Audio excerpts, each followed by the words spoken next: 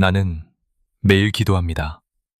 아침에 일어나서 제일 먼저 하는 일도, 하루를 마무리하며 마지막으로 하는 일도 늘 같아요.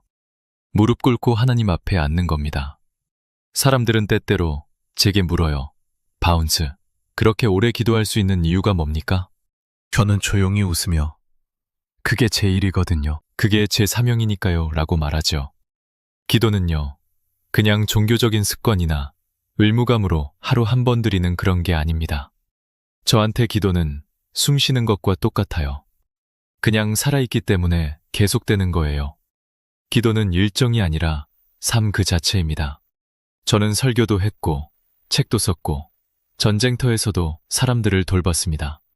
그때마다 내가 지금 이 일을 제대로 감당하려면 무릎 꿇는 것부터 시작해야겠구나. 기도하지 않고 하는 설교는 그냥 말장난이더군요. 기도 없이 하는 사역은 시간은 들지만 열매는 없고요. 정직하게 말씀드릴게요. 저도 기도하고 싶은 날만 있었던 건 아닙니다. 어떤 날은 너무 지치고 말 한마디도 안 나오는 날도 있었어요. 그럴 땐 그냥 가만히 앉았습니다. 말은 안 해도 마음은 하나님을 향하고 있었거든요. 그리고 그런 침묵 속에서 하나님은 오히려 더 크게 말씀하시더군요. 기도는 꼭 뭔가를 말해야 하는 시간이 아니라 그분 앞에 오래 머무는 시간이라는 걸 저는 그때 배웠습니다. 사람들은 기도의 효과를 자꾸 눈앞에서 확인하고 싶어 합니다. 응답이 언제 오느냐, 무슨 기적이 있느냐, 그런 것들 말이죠. 그런데 말입니다. 진짜 기도는 즉각적인 변화보다 지속적인 연결을 추구합니다. 기도는요, 내가 하나님과 연결되어 있다는 걸 날마다 확인하는 그 자리입니다. 전 개인적으로 기도가 끊어졌던 순간들이 제일 무서웠어요.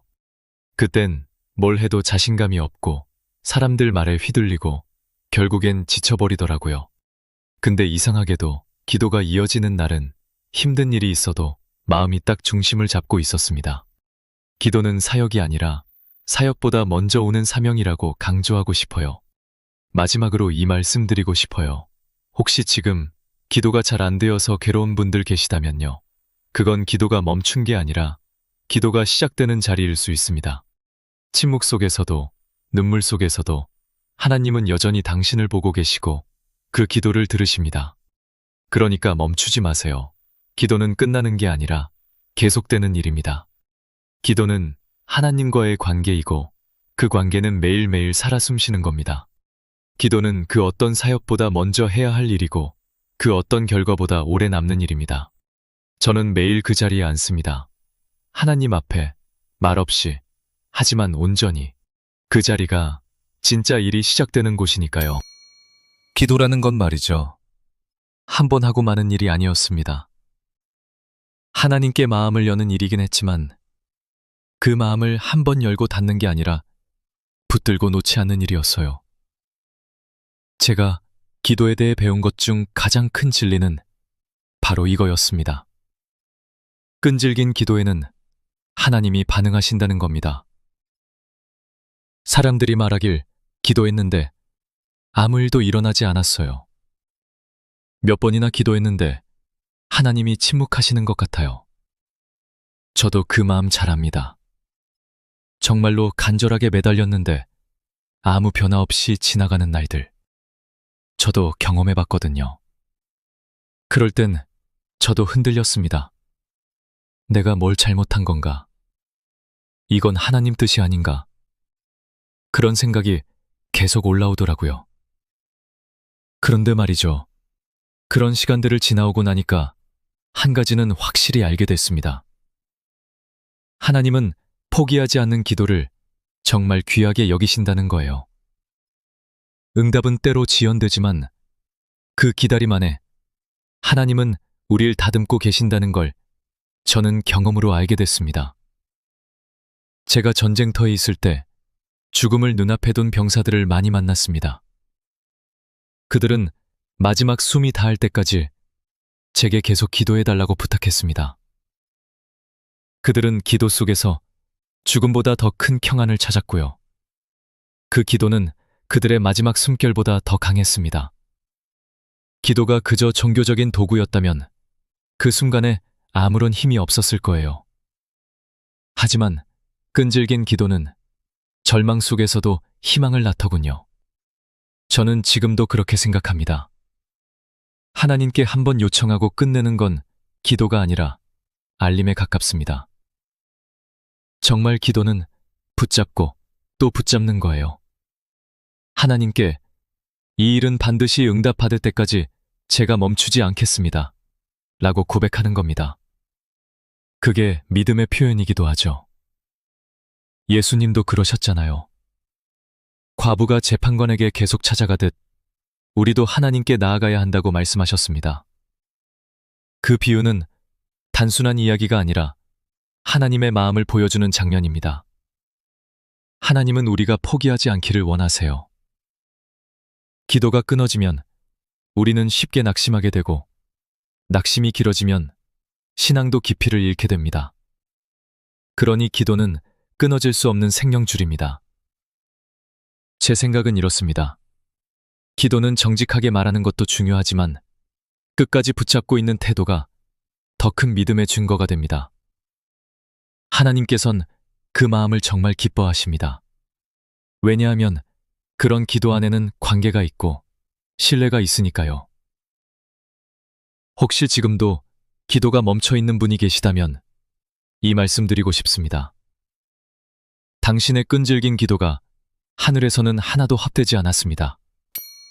제가 기도에 대해 평생 붙들고 씨름하면서 한 가지는 분명히 알게 됐습니다.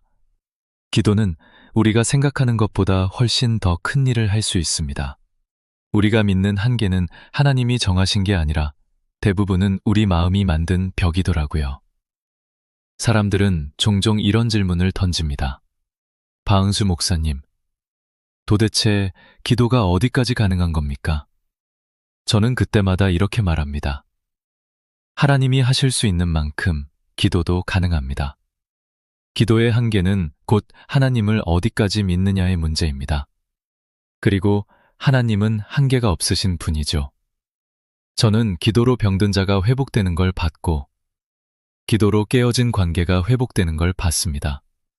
한 번은요, 수년 동안 단절되었던 한 가족이 기도로 하나가 되는 장면을 지켜본 적이 있어요. 그건 사람이 만든 프로그램이나 이야기로는 설명할 수 없는 일이었습니다. 기도는 설명이 아니라 하나님의 개입입니다. 물론 기도한다고 모든 일이 눈앞에서 바로 해결되는 건 아닙니다. 그러나 기도는요, 그 상황 속에 하나님의 뜻을 심고 그분의 방법을 불러오는 일입니다. 그러니까 기도는 현실을 도피하는 게 아니라 현실 속에 하나님의 역사를 끌어오는 통로죠. 전 이렇게 생각합니다. 우리는 기도를 자꾸 작은 부탁처럼 다루곤 합니다. 하나님, 이것 좀 도와주세요. 이 일만 잘 풀리게 해주세요. 하지만 진짜 기도는 하나님의 뜻이 내 삶에 완전히 들어오게 해달라고 통째로 마음을 여는 일이에요. 기도는 내 인생을 바꾸는 게 아니라 내 인생 위에 하나님을 초대하는 일입니다. 기도의 가능성은 내가 얼마나 절박하냐에 따라 결정되지 않습니다. 하나님이 얼마나 크시냐를 믿는 믿음에서 그 깊이가 달라지는 겁니다. 예수님도 말씀하셨잖아요. 믿는 자에게는 능치 못함이 없다. 그 능치 못함이 없다는 말씀, 그게 바로 기도의 범위입니다. 하나님이 능하신 만큼 기도는 그만큼 능합니다.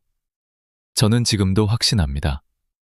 기도는 세상을 바꿀 수 있고 사람의 마음을 움직일 수 있고 가장 불가능해 보이는 상황도 하나님의 방식으로 전환시킬 수 있습니다. 이건 단지 이론이 아니라 제가 평생 봐온 실제 이야기들입니다. 혹시 지금 내가 드리는 기도에도 그런 가능성이 있을까? 그렇게 마음에 의심이 올라오신다면 이렇게 말씀드리고 싶습니다. 기도는 작아 보여도 그 안에 계신 하나님은 크십니다. 그러니 포기하지 마세요. 생각보다 더 먼 곳까지 기도는 닿을 수 있습니다. 우리가 믿는 만큼 하나님은 역사하십니다. 기도를 오래 하다 보면요, 가장 많이 부딪히는 건 하나님이 너무 늦게 응답하시는 것 같다는 생각입니다. 정말 간절하게 기도했는데 아무 소식도 없고 하늘이 닫힌 것처럼 느껴지는 시간들이 있잖아요. 저도 그 시간을 참 많이 겪었습니다. 한 번은 그런 생각까지 들었어요. 혹시 하나님은 지금 나한테 관심이 없으신 건가? 내 기도를 그냥 넘기신 건 아닐까? 그런데 시간이 흐르면서 알게 됐습니다. 하나님은 단 한 번도 무관심하신 적이 없었다는 걸요. 그분은 응답을 안 하시는 게 아니라 숨기고 계셨던 거예요. 때가 되면 열릴 그 응답을 하나님의 시간 안에 단단히 감추어 두셨던 거죠. 그걸 저는 시간 안에 감춰진 응답이라고 부릅니다. 하나님은 시간을 통해 우리를 훈련시키십니다. 금방 주시지 않고 기다리게 하시고 그 기다림 속에서 우리 마음의 깊이를 재세요. 내가 원하는 걸 빨리 받는 것보다 내가 어떤 사람이 되어가는지가 하나님께는 훨씬 중요하거든요. 기도하면서 깨달은 게 있어요. 하나님의 응답은 항상 정확한 시간에 도착합니다. 늦지도 않고 빠르지도 않게요. 그 시간은 우리가 정하는 게 아니라 하나님의 완벽한 타이밍 속에 있습니다. 제가 전쟁터에 있었을 때 한 병사가 매일 밤 제게 기도 요청을 했습니다. 목사님, 오늘 밤도 꼭 기도해 주세요. 내일은 못 깨어날 수도 있으니까요. 그 병사는 여러 번 살아남았고 그 고백을 계속 반복했어요. 하지만 어느 날 정말로 그가 떠났을 때 제 마음이 너무 아팠습니다. 왜 이번에는 기도가 응답되지 않았을까? 그런데 나중에 그 병사의 가족이 저를 찾아와 말했습니다. 아들이 마지막까지 평안했대요. 기도가 계속되고 있다는 걸 믿고 떠났어요. 그때 저는 다시 깨달았습니다. 응답은 내가 원하는 모양일 수도 있고 전혀 예상하지 못한 방식일 수도 있지만 그 본질은 하나님의 완전하신 뜻 안에 있다는 걸요. 하나님은 우리가 기도하는 그 순간부터 들으시고 움직이십니다. 그 응답이 아직 도착하지 않았다고 해도 그건 응답이 없다는 뜻이 아니라 도착 시간이 아직이라는 뜻입니다. 그러니 저는 이렇게 말하고 싶어요. 조급함은 기도의 적입니다. 기다림은 믿음의 친구입니다. 기도의 능력은 응답의 속도에 있지 않고 하나님의 시간에 나를 맡길 수 있는가에 달려 있어요. 혹시 지금 아무 일도 일어나지 않는 것처럼 느껴지시나요? 그렇다면 하나님이 응답을 감추고 계신 시간 속에 당신을 깊이 빚고 계신 걸지도 모릅니다. 포기하지 마세요. 기도는 계속되고 있고 응답은 반드시 옵니다. 때가 되면 그 시간은 열립니다. 저는 기도를 멈췄던 날들을 기억합니다.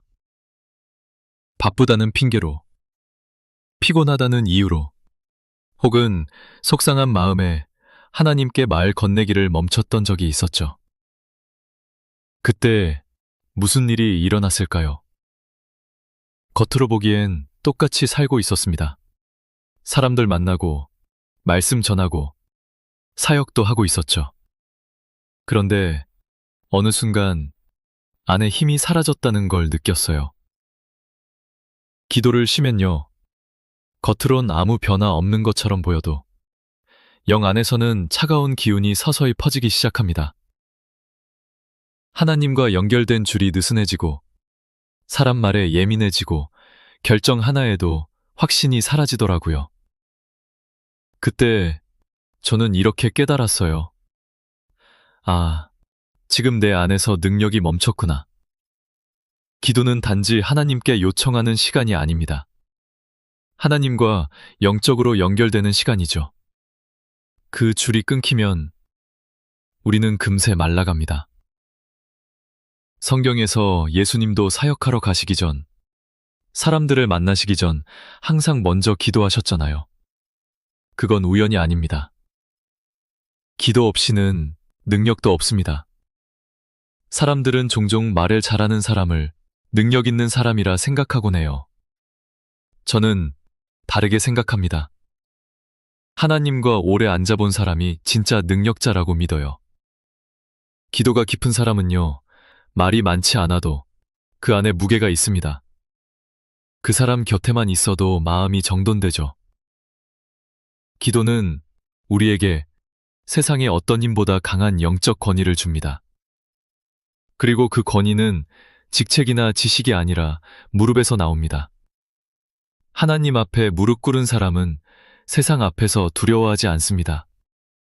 왜냐하면 그는 이미 가장 높은 분 앞에 자기를 내려놓은 사람이기 때문이죠.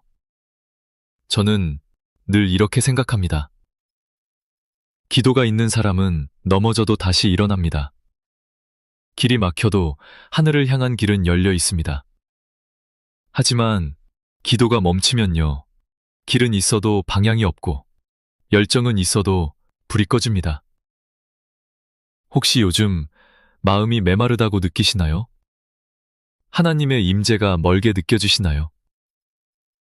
그렇다면 다른 것보다 먼저 기도 자리를 회복해 보세요. 능력은 그 자리에서 다시 시작됩니다. 기도는 선택이 아니라 생명선입니다. 그리고 저는 믿습니다. 기도가 살아있는 사람은 결코 무너질 수 없습니다.